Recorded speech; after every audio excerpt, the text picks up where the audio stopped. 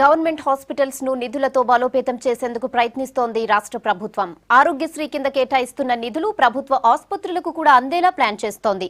సుమారు 700 రకాల చికిత్సలను ప్రభుత్వ ఆసుపత్రులకే పరిమితం చేయాలని డిసైడ్ అయింది. రాష్ట్రంలో ఇప్పటి వరకు ఆరోగ్యశ్రీ నిధులు 30% మాత్రమే ప్రభుత్వ ఆసుపత్రులకు వెళ్తున్నాయి. మిగిలిన 70% నిధులు ప్రైవేట్ ఆసుపత్రులకే సొంతమవుతున్నాయి. దీనిపై వస్తున్న విమర్శలకు చెక్ పెట్టే ప్రయత్నం చేస్తోంది ప్రభుత్వం. ఆరోగ్యశ్రీ చికిత్సలను ప్రభుత్వ ఆసుపత్రుల్లోనూ సమర్థంగా నిర్వహించాలని భావిస్తోంది. సుమారు 700 రకాల చికిత్సలను కేవలం ప్రభుత్వ ఆసుపత్రులకే పరిమితం చేయాలని నిర్ణయించింది.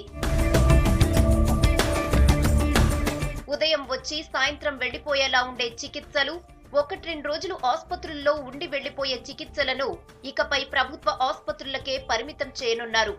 ఆరోగ్యశ్రీ కింద ప్రస్తుతం 942 రకాల రోగాలకు ట్రీట్మెంట్ చేస్తున్నారు.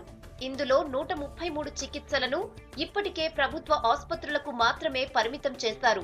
అసంఘటిత కార్మికులకు ఆరోగ్య బీమాను అందించాలనే లక్ష్యంతో కేంద్ర ప్రభుత్వం ప్రవేశపెట్టిన రాష్ట్రీయ స్వాస్థ్య బీమా యోజన RSBY పథకాన్ని ఇటీవల ఆరోగ్యశ్రీ పథకం పరిధిలోకి తీసుకొచ్చారు. దీంతో 700 రకాల కొత్త చికిత్సలు ఆరోగ్యశ్రీ పథకం పరిధిలోకి వచ్చాయి. వీటిని ప్రభుత్వ ఆసుపత్రులకు మాత్రమే పరిమితం చేశారు. స్పెషాలిటీ, సూపర్ స్పెషాలిటీ చికిత్సలు కూడా ప్రభుత్వ, ప్రైవేట్ ఆసుపత్రుల్లోనూ ట్రీట్మెంట్ తీసుకోవచ్చు. ఇక RSBY అమలుతో కేంద్రం నుంచి ప్రతి ఏటా 100 కోట్ల రూపాయల నిధులు వచ్చే అవకాశం ఉంది. ఆరోగ్యశ్రీ పరిధిలోకి ఎక్కువ ట్రీట్మెంట్స్ రావడంతో ప్రభుత్వ డాక్టర్లు, సిబ్బందికి ఎక్కువ ఇన్సెంటివ్స్ అందుతాయి. Hernia, hydrocele, fissures, fistula, piles తదితర చికిత్సలు ప్రభుత్వ ఆసుపత్రులకే పరిమితమవుతాయి.